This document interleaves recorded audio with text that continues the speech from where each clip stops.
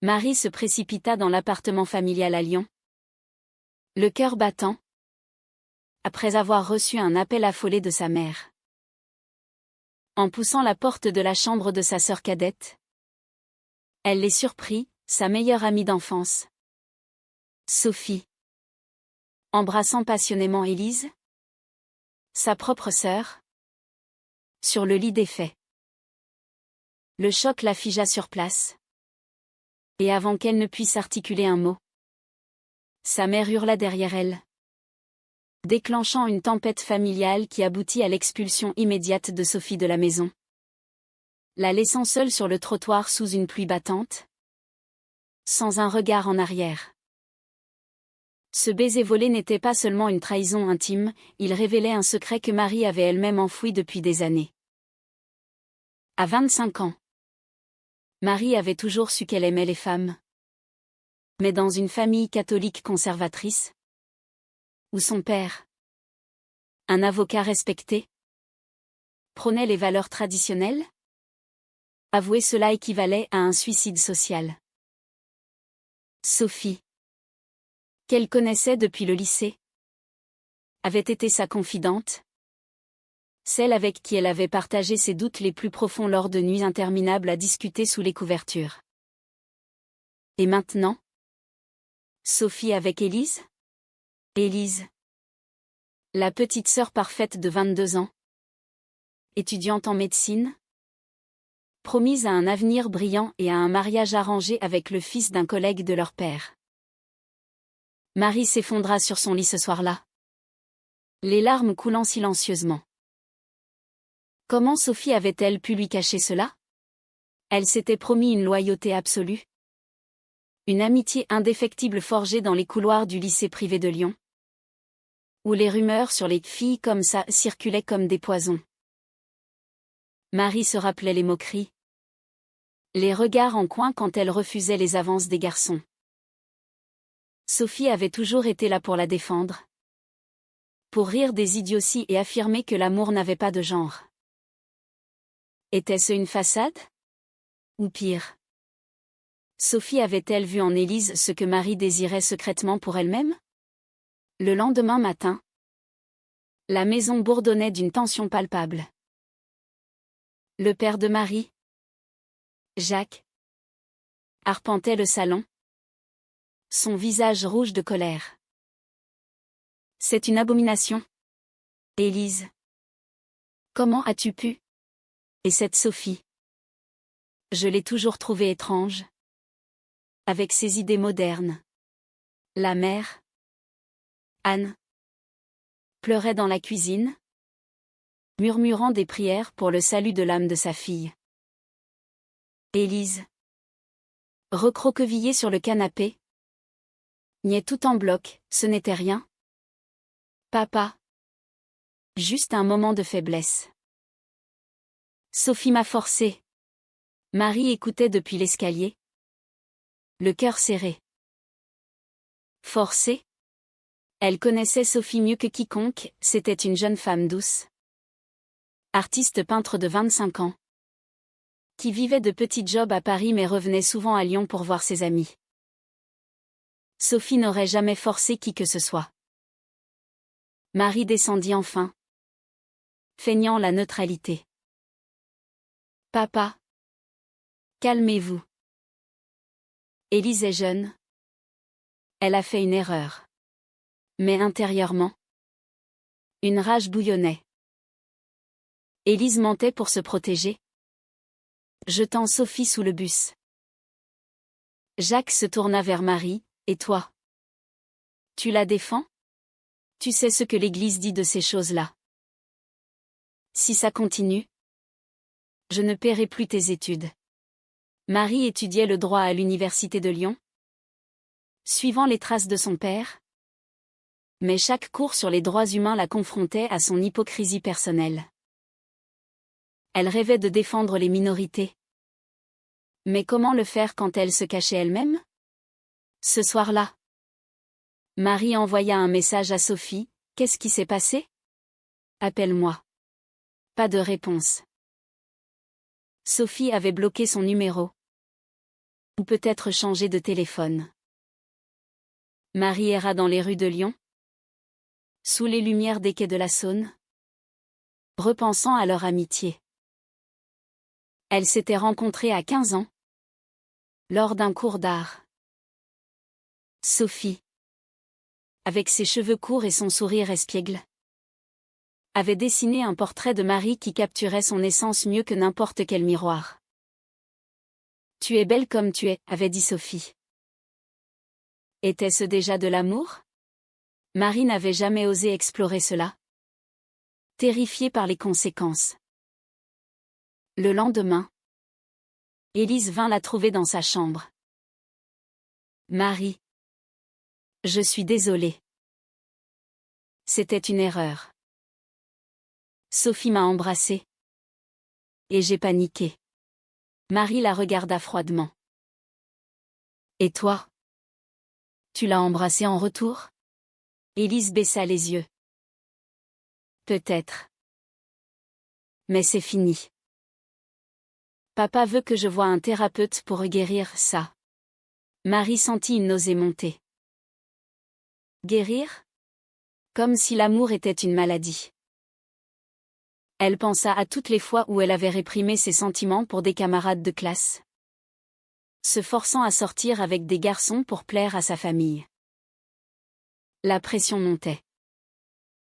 Jacques organisa une réunion familiale le soir même. « Nous devons protéger notre réputation. Élise, tu vas t'excuser publiquement si nécessaire? Et rompre tout contact avec cette fille. » Marie intervint. « Papa? Et si c'était vrai? Et si Élise aimait les femmes? » Jacques frappa du poing sur la table. « Pas dans cette maison. L'amour, c'est entre un homme et une femme. Point final. » Anne hocha la tête, les yeux emplis de peur. Élise pleurait. Mais Marie vit dans son regard une lueur de rébellion étouffée. Marie décida alors de contacter Sophie par un autre moyen. Elle prit le train pour Paris le week-end suivant, prétextant un séminaire. Arrivée à Montparnasse, elle se dirigea vers l'atelier de Sophie dans le Marais, un petit studio rempli de toiles colorées. Sophie ouvrit la porte, les yeux rougis. « Qu'est-ce que tu fais ici? » Marie entra de force.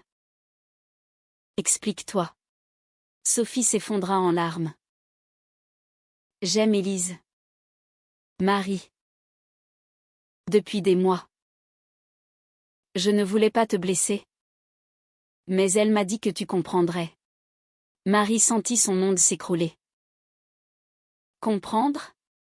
Elle qui avait lutté seule avec ses sentiments. Elles parlèrent des heures. Sophie avoua que leur amitié avait évolué en quelque chose de plus pour elle, mais qu'elle avait renoncé en voyant Marie si fermée. Puis Élise était arrivée, innocente et curieuse. C'était comme une libération, dit Sophie. Marie écouta, le cœur déchiré entre jalousie et compassion. En rentrant à Lyon, elle savait que rien ne serait plus pareil. La trahison avait ouvert une brèche dans son armure. De retour à Lyon, Marie affronta Élise. « Tu as dit à Sophie que je comprendrais? Comment oses-tu? » Élise, surprise, balbutia, « Je pensais que toi aussi. Tu sais. Avec tes amis. » Marie pâlit. Élise avait deviné son secret? « Ne dis rien à papa, » supplia Marie. Élise promit. Mais la tension entre les sœurs s'intensifia. Marie se sentait piégée, soutenir Élise signifiait risquer son propre outing. Ignorer cela la rongeait de culpabilité. Au travail, Marie, qui stagiait dans un cabinet d'avocats, se concentra sur un dossier de discrimination. Une femme lesbienne licenciée pour son orientation.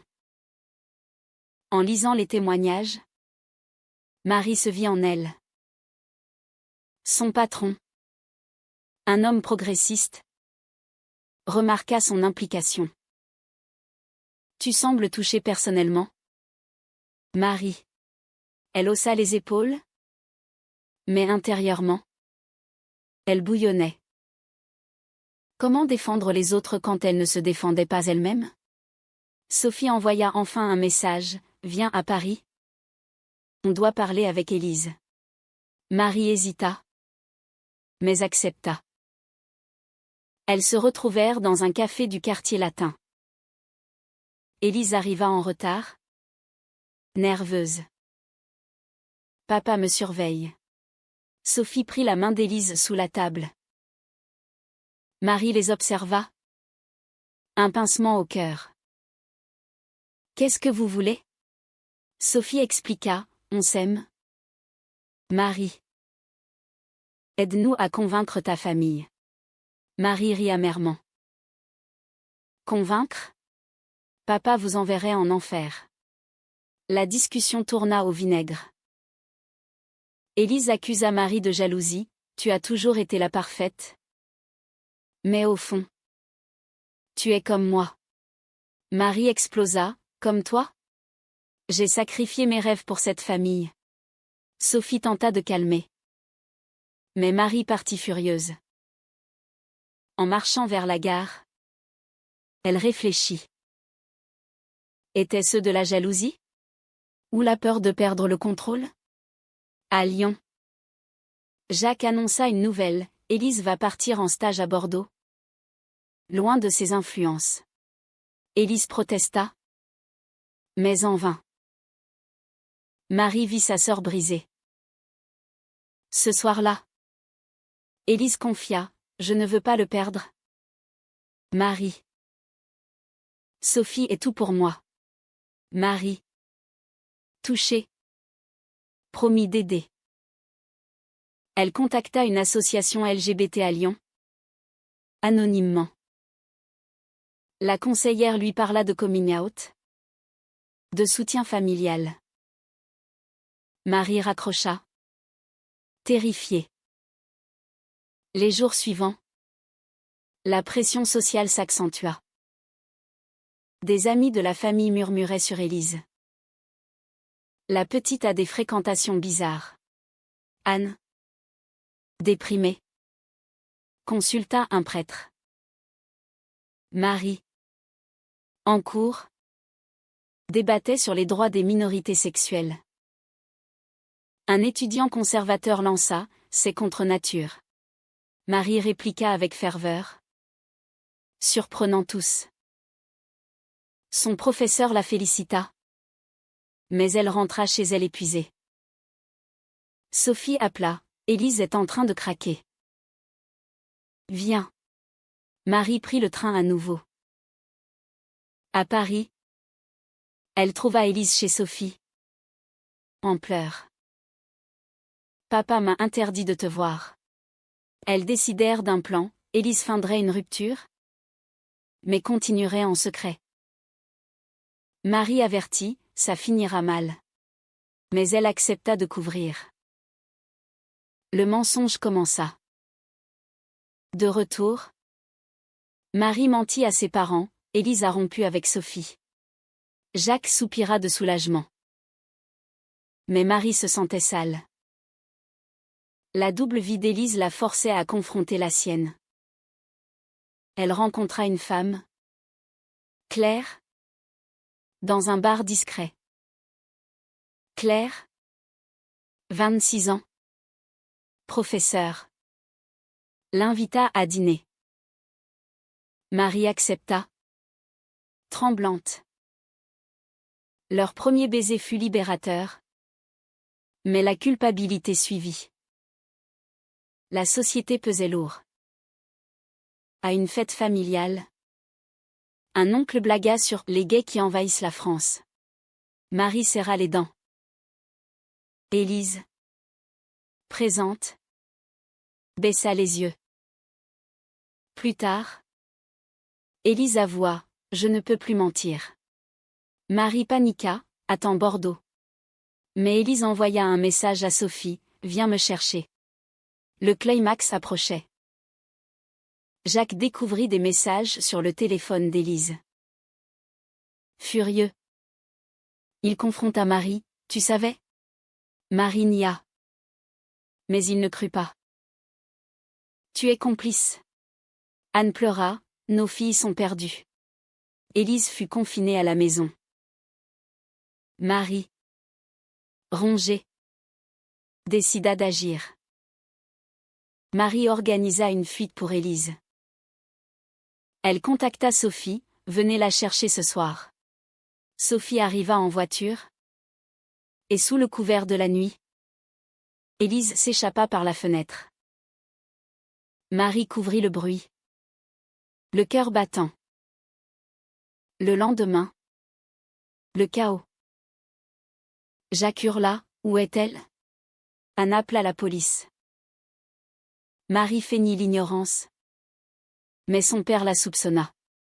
« Si tu es impliquée, tu es morte pour moi. » Élise et Sophie se cachèrent à Paris, dans un appartement loué. Marie les rejoignit en secret. « Vous ne pouvez pas rester comme ça. Sophie. » Déterminée, « On va se battre. » Mais Élise craqua, « Je regrette ma famille. » Les conflits intérieurs surgissaient. Sophie accusa Élise d'hésiter, « Choisis, moi ou eux ?» Élise pleura, « Je vous aime tous. » Marie, de son côté, approfondit avec Claire. Elle se voyait en cachette.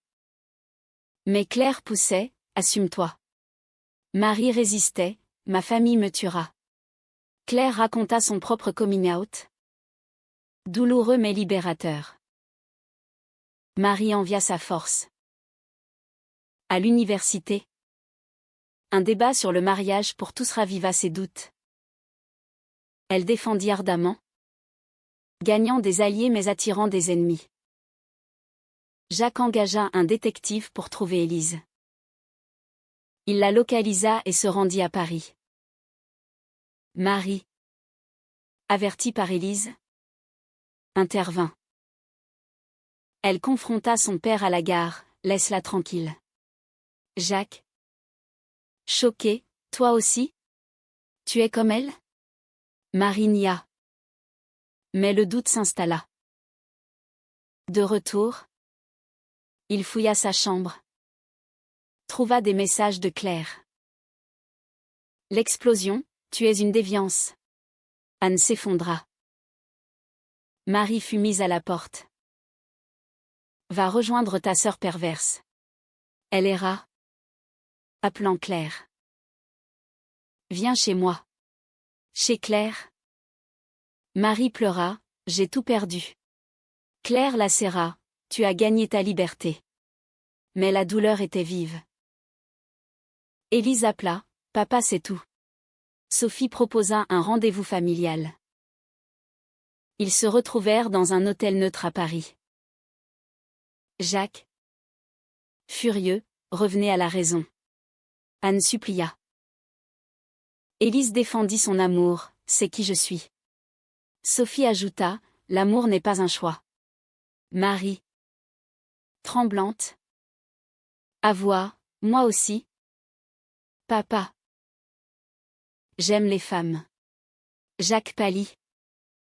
Quitta la pièce. Anne resta. En larmes, pourquoi? La réunion tourna au drame. Jacques refusa de payer les études. Élise choisit Sophie. Coupant les ponts. Marie, déchirée, rentra avec ses parents, feignant le regret. Mais intérieurement, elle planifiait son indépendance. Claire l'aida à trouver un job. Les mois passèrent. Élise et Sophie luttèrent financièrement. Élise regrettait, était-ce le bon choix? Sophie douta, tu m'aimes vraiment? Des disputes éclatèrent. Marie, à Lyon, affronta les ragots. À l'université, on la traitait de lesbienne. Elle se défendit, gagnant du respect. Un jour, Jacques tomba malade. Anna appela Élise, viens. Élise hésita, mais alla. À l'hôpital, Jacques murmura, pardonne-moi. Élise pleura. Marie rejoignit, on peut réparer. Mais les cicatrices restaient. La maladie de Jacques, un infarctus, força la famille à se confronter. À l'hôpital de Lyon, Élise revint avec Sophie, défiant les regards.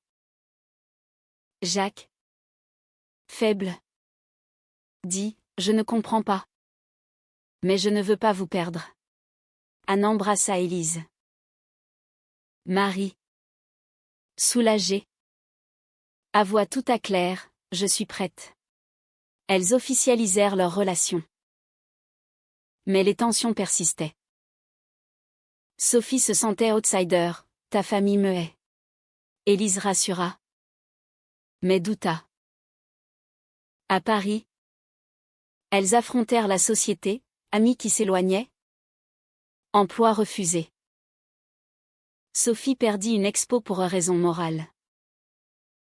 Élise proposa, rentrons à Lyon. Sophie refusa, pas sans acceptation. Marie, diplômée, ouvrit son cabinet pour droit LGBT. Elle gagna des cas, mais subit des menaces. Claire la soutenait, mais leur couple craqua sous la pression. Tu sacrifies tout pour ta famille. Marie répliqua, c'est mon devoir.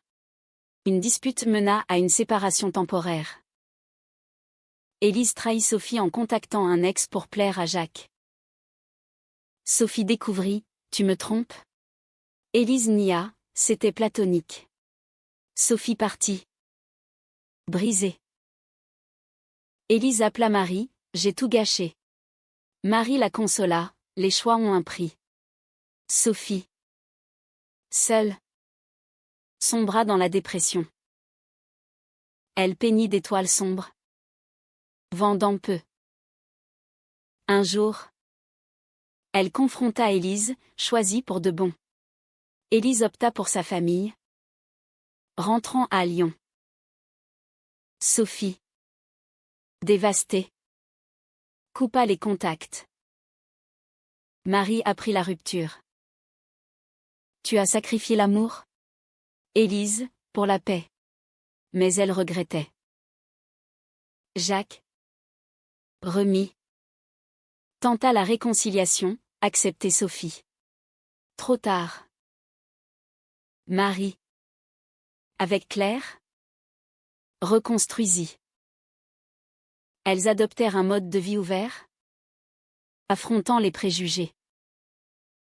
À une manifestation pour les droits LGBT à Paris, Marie croisa Sophie. Comment va Élise? Sophie, elle m'a brisée. Marie, elle paie le prix. Sophie partit. Amère. La famille se réunissait. Mais les ombres planaient. Anne accepta progressivement. Jacques lut des livres sur l'homosexualité.